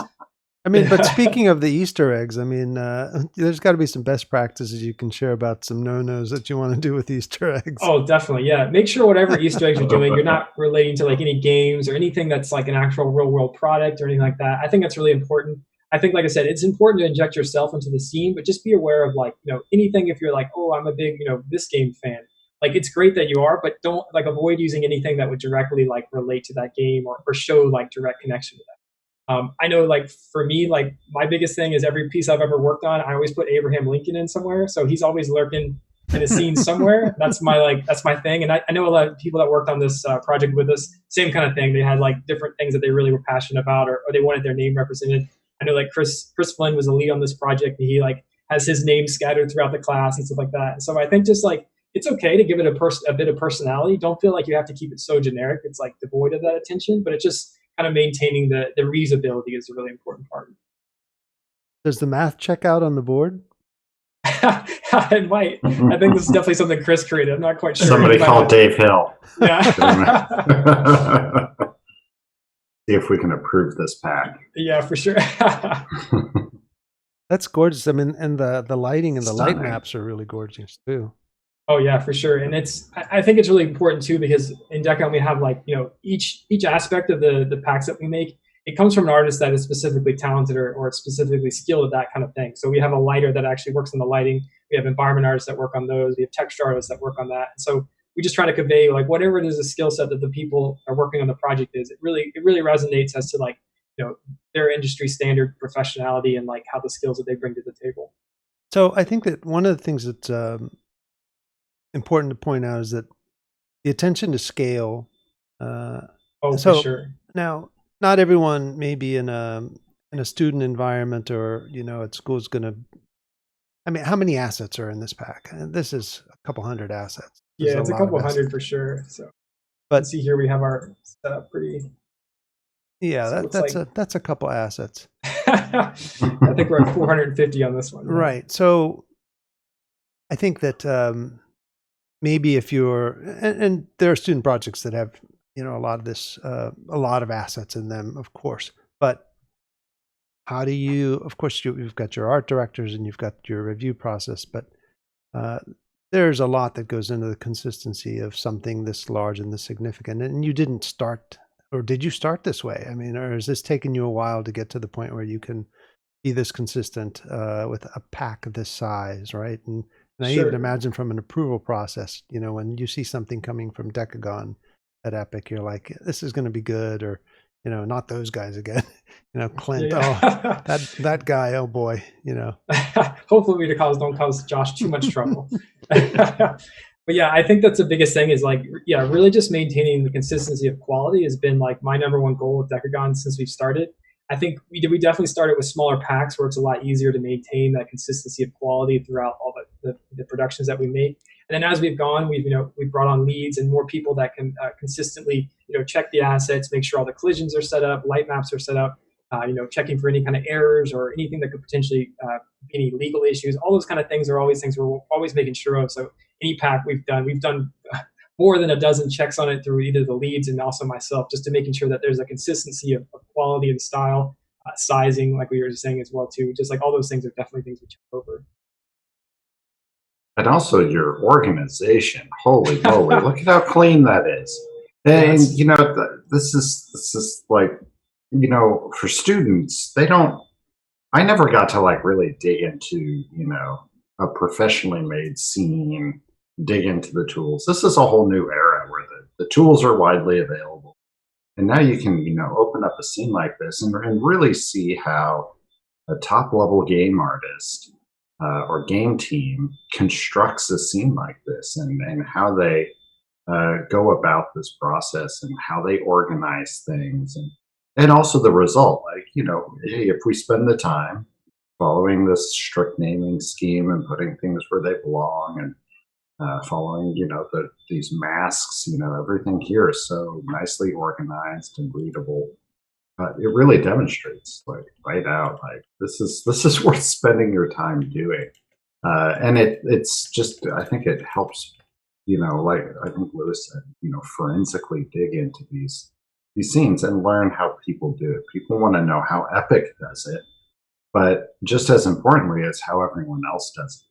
And seeing how different people approach these different problems, and build, you know, different materials and different approaches to lighting. You know, there's, like Lewis said, what's the right way? Depends. So open up these packs and look at how these different approaches are used, and you can really glean so much information. What we often say is that you can find out what the wrong way is pretty easily.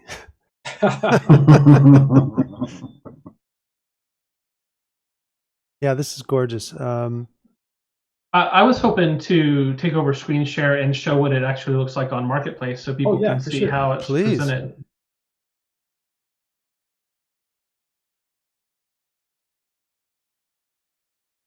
So here's what the listing actually looks like if you were to find it on Marketplace. And I think there's a few things worth calling out here because I think the information is presented well. You know, a very clear title of what the content is. You know, I think you've taken time to frame screenshots so that people can, you know, really see what that content is. You know, it's a good way for people to know very quickly, this looks like content I want to use in my project. So, you know, that's, I guess, as a best practice, you know, part of it is also going to be the presentation to the potential customer base so they know what they're getting. I think you've got some night, I think this is day and night, so I think there's a couple with lighting that are going to be up here. Yeah, I think it's important, like you were saying too, that whatever we're showing these screenshots is completely representative of what you're supplying to the customer too. Because it's like if you have some special features on, and you're taking screenshots, and then they get the scene and they're like, none of this looks the same. There's nothing worse than when you buy a pack like that. I think just making sure that as a seller, you're really representing what you're showing, and what the buyer is essentially getting. Yeah, Now, and here you can see on this screen, you can see everything that's available there. yeah, and we've got some nighttime shots with, you know, how it's that's with the different lighting. fantastic. Yeah, look at that. Mhm. Now, as a seller, do you typically take the same types of content shots? You take shots of the environment or whatever the case is in context, and then you do a diorama type of layout of all the content, sort of splayed out like that. Is that a fairly consistent thing that you all do? Yeah. And you might have a template for, you know, is that a best practice you would recommend to a new seller or a student? For sure, that's actually a requirement to submitting to on the marketplace, is making sure that you have all the assets in another map that are specifically laid out on a grid. So it's very clear. Pretty much any pack that you're going to be buying from marketplace is going to have that screenshot of like, here's everything laid out on a grid, so you know exactly what you're getting. There's no like kind of question as to like, oh, is that in the scene or is that not? And I think the other important thing too is like a lot of buyers will ask us, they'll be like, oh, I see it laid out. Is it actually like in the environment? So yeah, it is in the environment, and it's also in the pack that show, or the display of like laid out. So you can either use it as individual kind of piecemeal, or you can have the entire environment kind of supplied for you as well too. So yeah, having both of those is really important, just to make sure that you have like not only your environment but also the breakdown of each asset kind of laid out in that grid. I wanted to point out a couple more things here. There's reviews and questions. A customer or a potential customer can ask a question, and everybody can see it, and you can see that 2 questions have been asked, 2 questions have been answered. Always a good thing. Always, represents well on a seller if they're engaging with potential customers, answering those questions, especially doing it, immediately, so that there aren't, misconceptions. So the person knows what they're getting, and if they need that extra bit of information, they can find it out before they make the purchase. And then the last thing is, we have the tagging system. You can see this product was tagged with a variety of different tags, so people can search, laboratory, school, class, lab. All these words will return this product. So making strategic use of tags so that people can find the content easily is always going to be the best.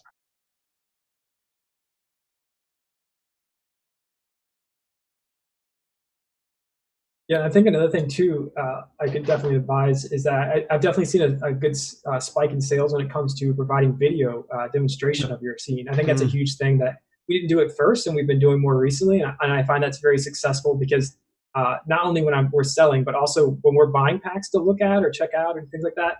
There's nothing better than actually seeing how the pack actually runs when you're seeing it like displayed in like a video format. Right, and I see a lot of videos for the marketplace content. Do you have a best practice recommendation of how long a student or someone would make a video? Because you can see them, and sometimes if I see that a video is 5 minutes long, I'm like, I'm not going to watch that video. But yeah, that's totally. This might be a tutorial. As a consumer, I would say if I see a 5-minute video, but it's the only video available, I'm probably skipping. I'm jumping every 15 seconds. So I think short and sweet is probably best within a couple of minutes. But if you want to be thorough, you want to show off a lot, that's fine. No, most people aren't going to watch the whole video unless they're really deliberating making the purchase, and at that point, it may be worth it. I think displaying any kind of technical things with the scene as well too is really important, because a lot of times just from the images and description, you only get so many words to write before you can kind of run out of things to talk about. So if you're just showing like the scene in the video, it's good to be like, oh, here's some of the technical cool things about the scene that you might be interested in. Mm-hmm. Now, I also noticed that particular scene with over 400 assets was selling for almost $60, right? And so that is a ridiculous bargain. How do you even begin to, do you have any best practices, without once again divulging your company secrets of how you come up with your pricing? Sure, yeah. I think it's really important that, it's two sides to everything. Like when it comes like that, it's really valuing yourself as an artist and the artist that worked on it, but also making it accessible to the buyer. And so you want to always try to aim for a price point that makes sense to, how much time you put in, the quality of the assets and things like that. But you also want to realize that like when your people are shopping on the marketplace, they're not quite looking for like $3,000 packs. They're looking for content that they can add to their game for either prototyping or just trying to figuring out like, what their world is going to be or what they're building. And so I think it's important to try to aim for a price range that you feel like you're getting the returns for, but it's enough that it makes it accessible to everyone else as well too. I find that mostly for Decagon packs, we typically aim between I'd say $30 to about $100 range. And that seems to work really well for us. I know like some people will sell for like much higher and much lower. I think it's really just like valuing, whatever product that is you're selling and figuring out what that means to you and how you're going to cost that out. Josh, I'll ask you the same question, only in the context of what you put into the guidelines and the material online, or if you want to answer it another way, do you have guidelines or recommendations for sellers' prices and so forth? Because I think in my review of the marketplace, those are and we tell students and instructors, this is incredibly affordable content on there, considering what you're getting. We have a minimum price point of $4.99. It can be free, but if it's going to be sold, we're looking at $4.99. We do have some restrictions on how people handle sales events. Our concern would be more of, we wouldn't want somebody having a $100 pack, but it's always marked down 90%. So it's really only a 10-1, right? It causes confusion. It can cause hard feelings. So we do have some controls on how frequently something can be on sale, as well as like how those sales are being done. If we're aware that somebody is inflating their price just to discount it to kind of make it look like it's a better deal than it is, then we'll step in and we'll talk to the seller about that. I think that's where we're aware, and a lot of that is more of just, we want things to be as clear to the consumer as possible, so we don't want to have any kind of artificial inflation like that. But we don't tell people what prices to set in general. That's really for the market to decide. We'll see people change their prices sometimes. Sometimes they will start low. They'll see a ton of sales and like, okay, it's worth, I'm going from $5 to $10 or something like that. Maybe that's the sweet spot for them. We see some people who will sell really high. They don't see as many sales. They find that sweet spot by lowering it, but we really leave that to them to tune over time. That's Yeah, I great think answer. like we were talking about earlier, it's a really gauging like, where the saturations are in the marketplace too. Like if you're putting another rock pack in, it's like it's going to be a little harder to compete with so many others. So I think it's important to like really gauge your prices based on what's available in the marketplace as well too. And it could be also figuring out, what is your market? Are you going after a AAA market where you are going to be satisfied with only a few developers with deep pockets who want your content, but it's going to show up in a AAA? Or do you want to get as many people, trying this out, and you're going to get more hobbyists, you're going to get people who've got a few dollars to spend. So some of that is just trying to figure out, who's your customer and how you want to market to them. You can try for everybody. And I think there's some content that can work and get, have an appeal to everybody. But there's also the idea of, ultimately who's going to be the people using this? Are these fellow students? Right. Are these hobbyists? Or, is it somebody who's got the money to spend where they're comfortable buying content on a regular basis for $100 a pop?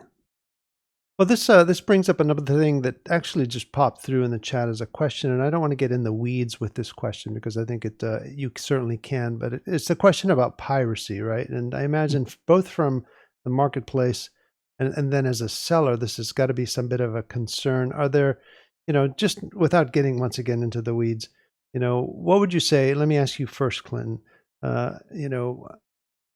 I imagine that you probably hear as Decagon Studios, I see your content, sometimes, being pirated or whatever the case is. I know that there are some people who believe, well, that's great. It gives us exposure, and, then people go and buy the stuff, because they like it.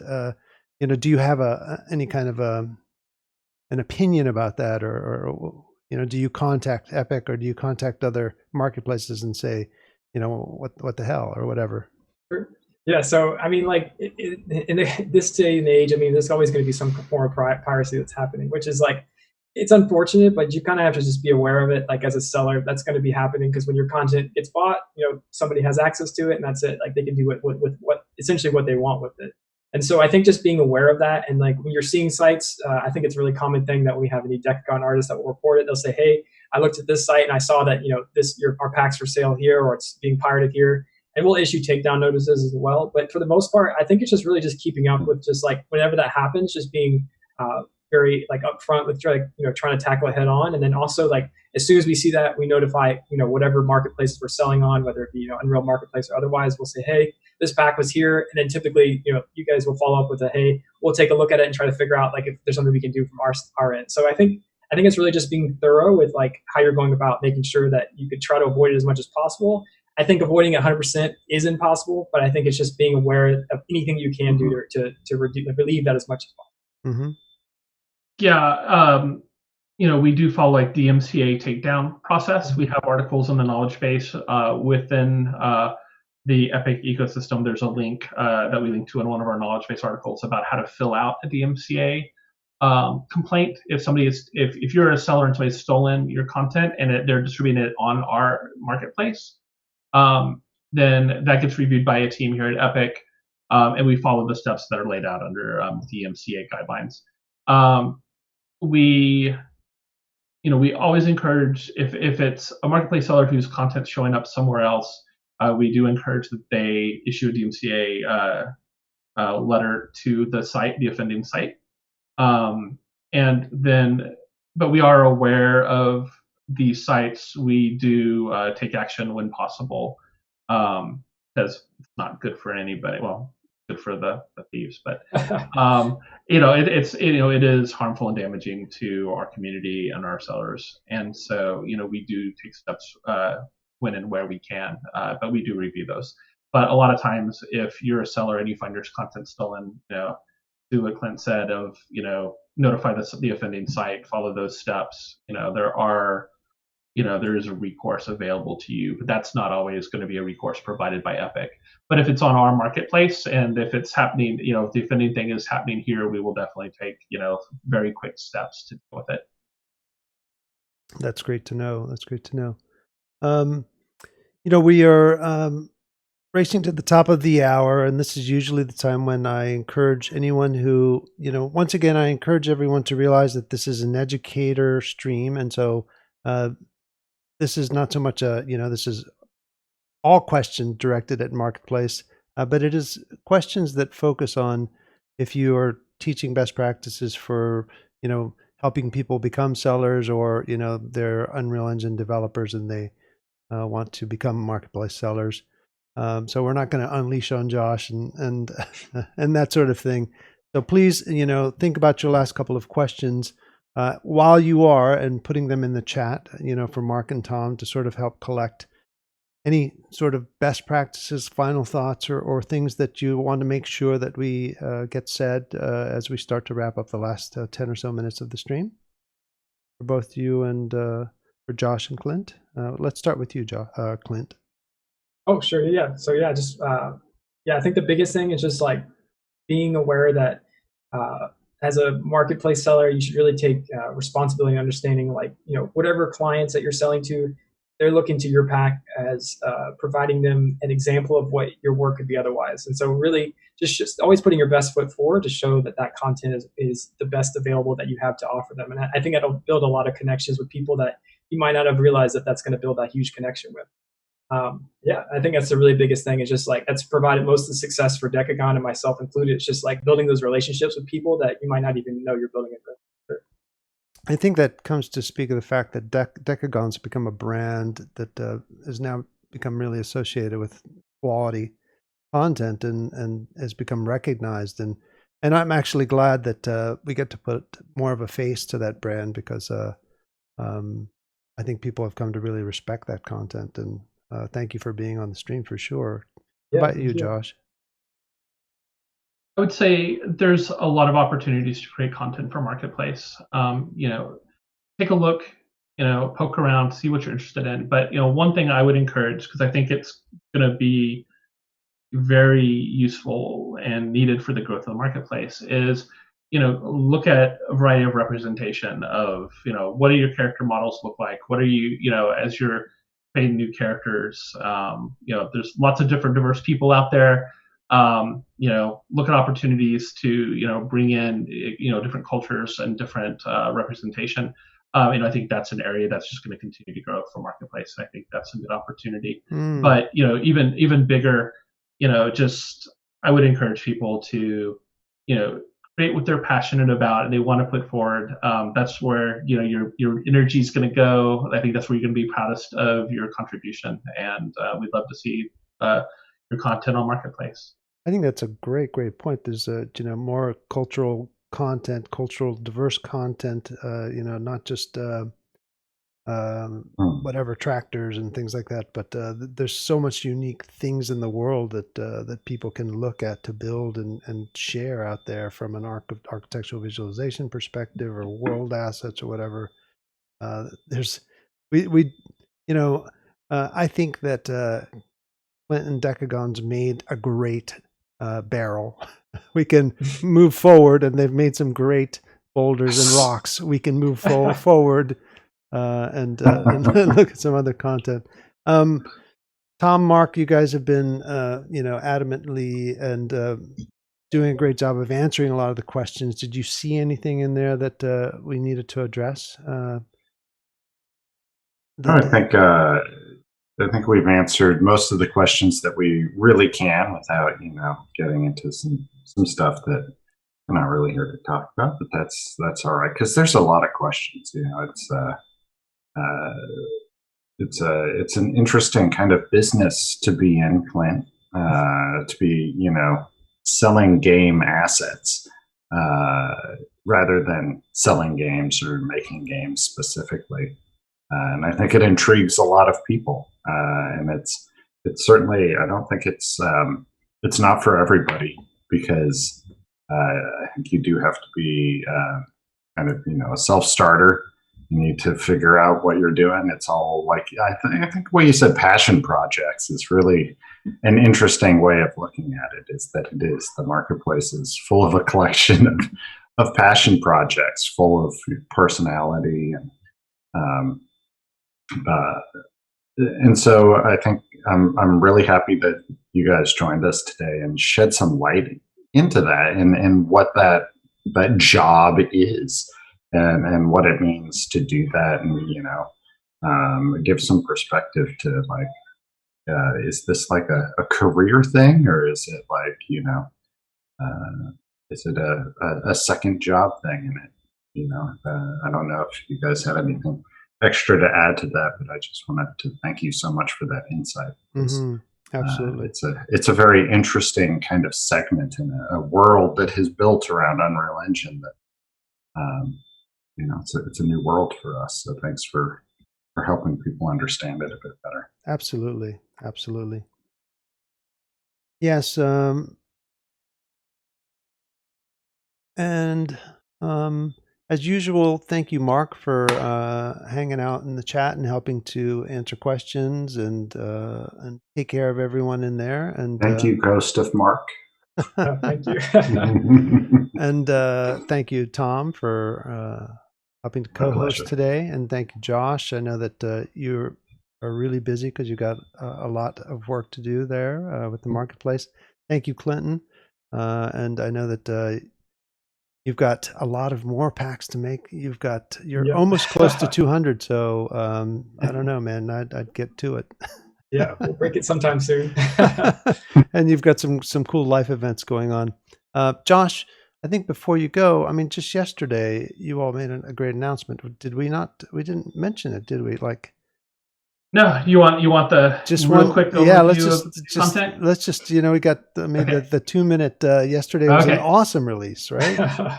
So yeah, we continue to look to bring value to our developer community by making content available, and we've started doing something this year of commissioning packs. So working with established creators to really define what we're looking for. And an area that we wanted to do was a big city park.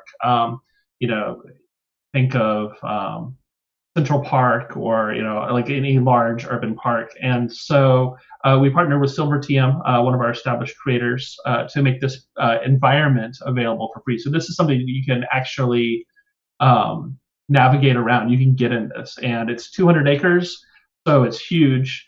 And you can pull all the content from it and use it how you want. You could drop in, and start developing with it. So we previously released a manufacturing factory last month, and now we're doing this one. We'll continue to look at opportunities to partner up with creators to provide content that hasn't been released before, that stuff that you're seeing for the first time with its release. So this is available now for free on the marketplace, but just absolutely beautiful work. The kind of content that we wanted to have available for you can see how this could be done for video game applications. It could also be done, people can grab some of this content and use it in an ArchViz scene outside of a skyscraper and make a smaller park, or you can have it in training and simulation space. So this is the kind of thing, as we continue to grow and offer value to the community, the kind of thing that we're going to continue to pursue. There's a map of all the content that's available in there. Think of it as a parting gift from the stream. Yeah. But yeah, this is permanently free, but you can always just grab the entitlement, and then you'll have it available whenever you want to play with it. Thank you. I wanted to make sure we didn't forget to mention that, because I was poking around in there and running around yesterday, and I actually went fishing in the pond. It was great. I got mosquito bites and everything. All right. With that, folks, we are going to wrap it up because it is that magic time. And thank you all once again for joining us. and hopefully you enjoyed the stream. Next week, we will not be here because a couple of us are going to be on holiday, and we are really looking forward to it. But we will return on October 9th with actually a panel of educators joining us. It will be Education Week when we get back on the week of October 5th. And we're going to participate in the Thursday Inside Unreal stream with Victor. And then on Friday, we're going to have an educator panel and be talking with some of our education partners about how they train their college students. And we'll make announcements about who will be participating in that stream. So you can come next Friday, but we probably won't be here. But come join us for October 9th on Friday at a usual time, which is 2 p.m. Eastern Standard Time. And once again, thank you, Josh, and thank you, Clinton. And we will see you next time. Bye. We're waving, we swear. Yes. All of us.